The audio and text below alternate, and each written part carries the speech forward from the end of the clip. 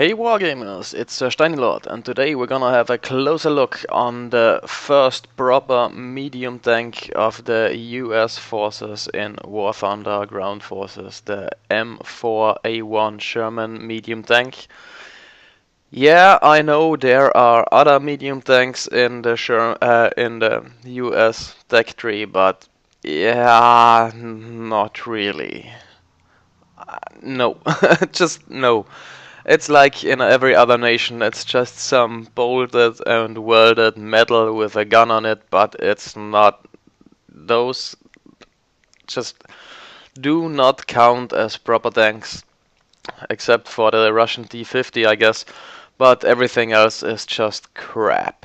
It's really, and it's, yeah, the first tank which makes some sense and some fun to play, which is really good. And so, yeah, what's to say about this tank? The first version of it is yeah, it has no edges, and it looks like someone has shaped it with his bare hands, things like that. It looks a little bit weird to me, to be honest, but it has its beauties. But talking of beauties, this one is a really fat tank. I mean, compare it with others, it's just a huge target. And yeah, huge targets, easy to hit, even on the move. Talking about on the move, 38 kph. What the fucking hell? It's just, this thing is so slow. It could be outrun by Tiger tanks. I mean, it has it has a certain amount of weight, and it's like 8 tons more than the German counterpart on the same battle rating and things like that. But you would expect from a Sherman to be fast, to be quicker than other tanks, especially since the latest movie, which was Fury, where there was a Firefly, which is basically a modified Sherman. Um, and they fought the Tiger tank, the German one, but yeah, in this game, and when you put them on flat ground, the Tiger can outrun, and it will outrun the Sherman. And not to be talking about the Panzerkampfwagen F2, which it's get matched up against. It's just, this thing is slow. But the 30 tons have their advantages. It's much better armored than the German counterparts, and it's a little bit better armored than the Russian ones. And when I show it to you here, the hull armor is 50 at the front, and the turret is 76 at the front, with 50 at the side, 50 at the rear, and 38. Okay, yeah, you just you don't have to get hit in the sides or in the rear with this tank. Of course, it's the same with every tank. Even the Tiger is weak at the rear and at the side. When you can hit it at a flat surface, it's just like dead, like any other tank. So side scraping around corners is pretty useful if you can manage that technique with this tank. So the front armor shows to the enemy, and it's reasonably sloped. As you can see, it's 50 on the paper, but when you show it on the X-ray, when you're penetrating it from the front, it's kind of 80 to 90, even 100 millimeters at the top. And down there it's like 70, 60. So when you are trying to penetrate a Sherman, or trying to take out a Sherman at the front, and you see the lower plate, shoot at it. The lower glaciers, this thing is kind of shaped so you can really penetrate it. And when we're showing the X-ray, there is the transmission. So you can set him on fire shooting down there. You can take out his ability to move, and when you're hitting this, you also take out the machine gunner and the driver really quick. So this one cripples him very well. And if you don't have it, just try to go for the machine gun part or for the cheek of the turret, not the gun mantlet, because The gun mantlet is absolutely amazing. It has like 100 millimeters and it's has a round shape, so you will bounce off it quite often. So yeah, now that we have talked about the things, a little bit of historical stuff. The Sherman was developed in 1941, of course, by the U.S. government, and its first use was in North Africa in 1942, where they fought against Panzer IIIs with KWK 39s and Panzer IVs with the short KWK 37s.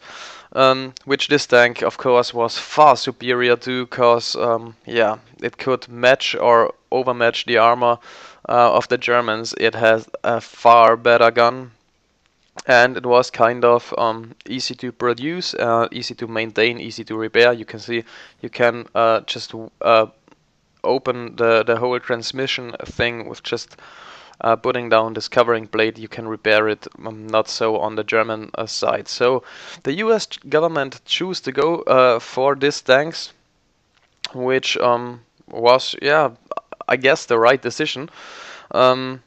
The other things that happened to this tank in Northern Europe when they fought proper German tanks, which were not made for infantry support, whole different story. Later, more of that. But what else is special on this tank?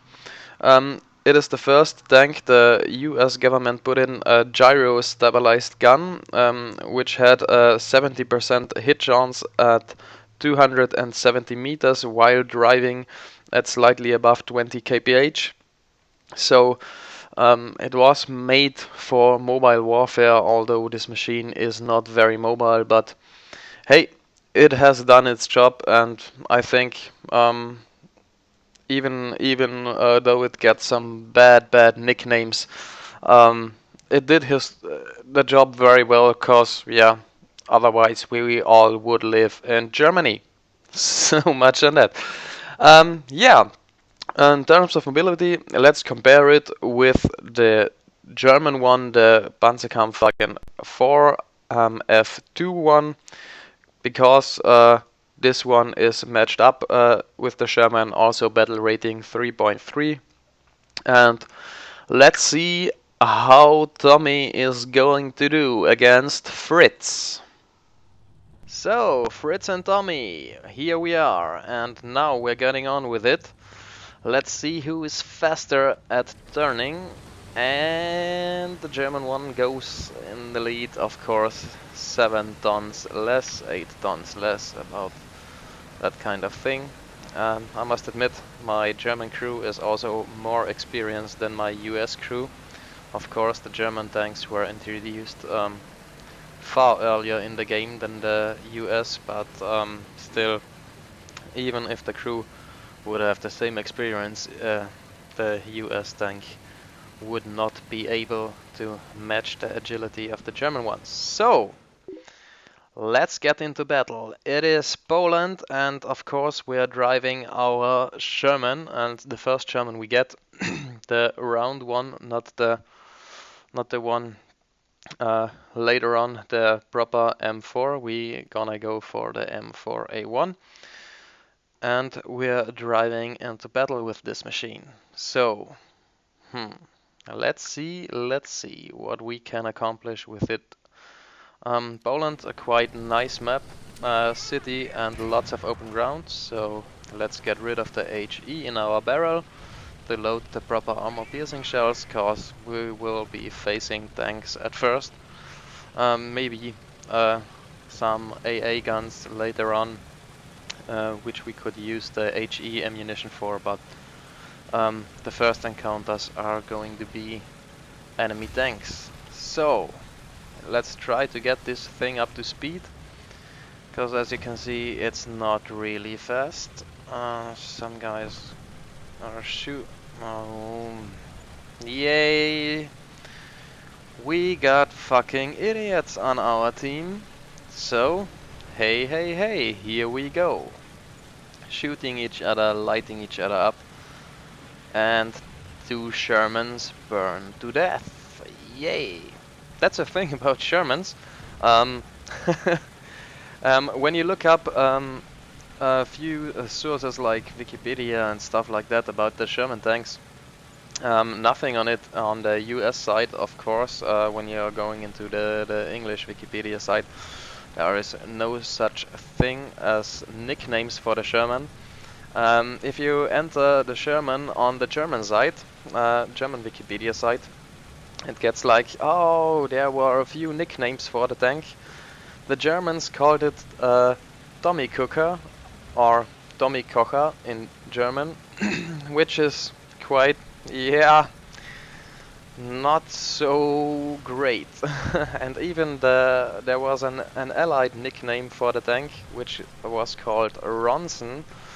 And what is Ronson? Yeah, Ronson was or is a lighters company, and they had oh, just quick shot. Nah, let's range in. Okay, far too low. And they had a commercial which slogan was Ronson always burns. So how do you feel driving into battle with a tank which nickname is Ronson? So not so good, I guess. We've ranged in the first shot, so let's see. Ooh, damn it, so close, so close. That one could have been really good, but hey, you can't have it all. We hit him at least, and now let's proceed to the cap, cause our T-50, who has capped the point, has already died. We're watching out of the right flank. Oh, Sherman, BAM! Right through the side, through the ammunition, cause that's where Shermans can get hurt very easy. And there is another one presenting its side to us, so we take another shot on his ammo rack. And that's a thing, you don't go around corners sideways. You just don't. Oh, there was a tank driving up to the right side, so let's sneak up on him. Always check your corners, and hello, see ya. Or Ivan must be pissed. Oh, and there is Jimmy, and Jimmy gets another one. Side armor, of course. So we're trying to get around this side. Yep. Because we've taken out the enemy tanks on this side, we can advance and put some shots into this Sherman's turret, so we can take out his guns and his crewmen to fire back at us, so we have any time in the world to rip him apart. He wants to go for it, he knows he's dead now. And did not... okay, some allies finished him off. The cap is gone red, which means an enemy tank is near, and there is a Russian KV-2. First hit set him on fire, nice shot, but he manages to get away with it. Our second shot did not do as much damage. So let's take the cap quickly. And here he is, on trying to get a side shot into his turret, but it did not work. And maybe here, no. He pulled back in time. So we have to go for him. He's still inside the cap. We cannot cap the flag. So time to get around for some surprise butt sex. No. Denied. And there is a Hetzer trying to do the same thing, or a 38D.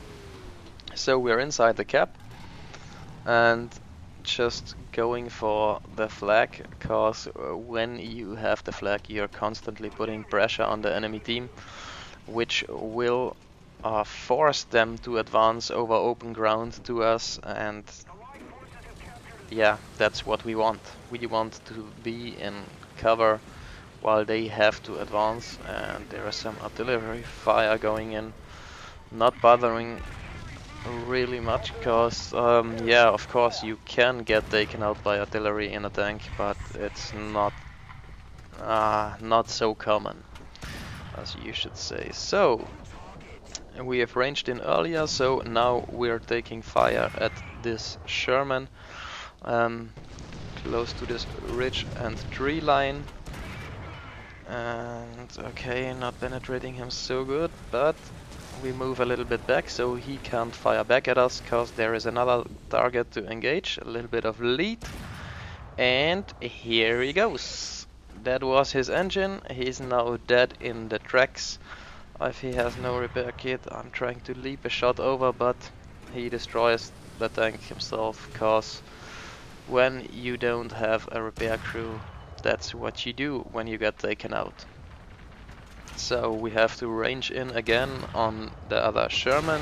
He ranges in on us, but we have the fire rate completely on our side, cause as you can see, now we've lighted him up like Ronsons should be treated. Just kidding. I'm myself driving a Ronson, so pretty lucky he would not light me up repairing the track. And there is an AA gun to the right on the hill. You can see him bobbing up on the map sometimes, and I guess that was the one which called in artillery on us, so I don't want to drive too much in front to get him clean shots at my side, cause they can be quite challenging, those AA guns.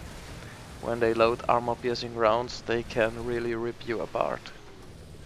So the Sherman has pulled back, I guess, to repair, so we're trying to leap a few shots over the ridge line, and now we're calling in artillery, or we wanted to call artillery, but the anti-air gun, oh, this one's got taken out, good for us.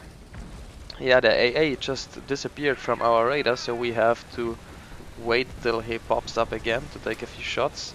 In this time we're gonna take care of the other Sherman right through, no damage, but we have ranged him pretty well. A little bit lower, I guess, will do, cause too low, a little bit higher. No, he's gonna get some. Bam! And again. And that's what you can see is the absolute weak point of a Sherman from the front.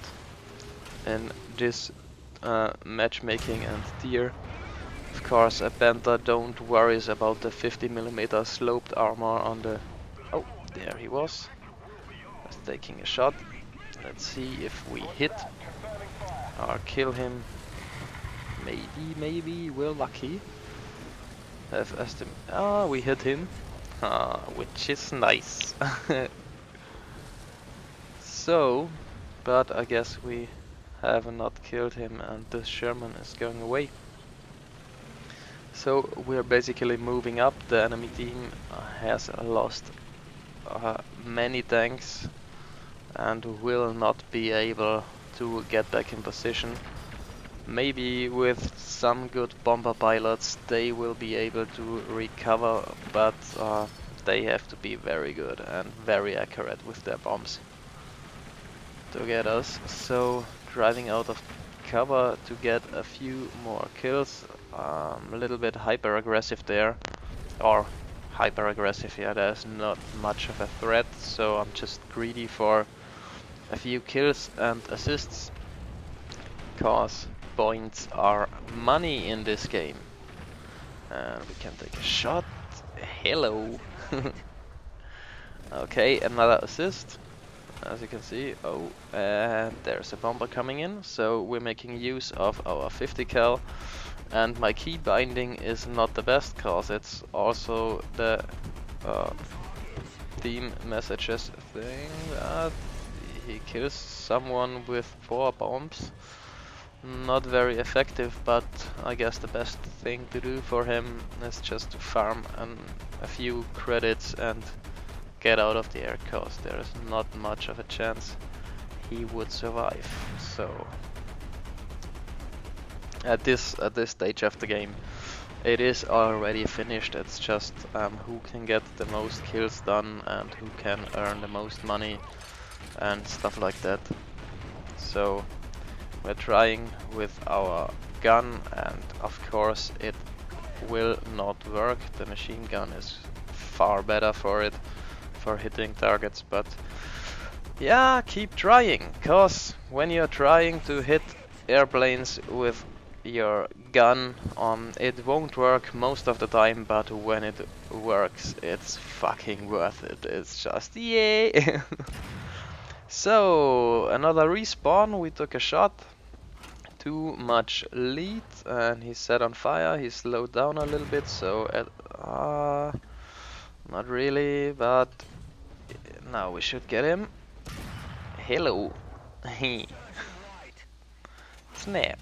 So, this one is pretty much dead. I feel a little bit sorry for him. He gets like shot from 5 medium tanks in his light tank, dead in the tracks, so taking out this one, and this game is over.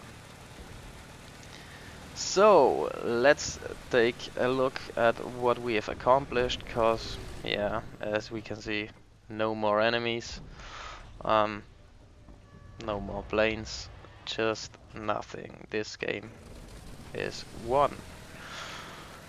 And now let's see what we have accomplished in the M4A1, the Sherminator, or should I call him Ronson? No, mine didn't burn, mine is the Sherminator, all others are Ronsons. Decisions are made.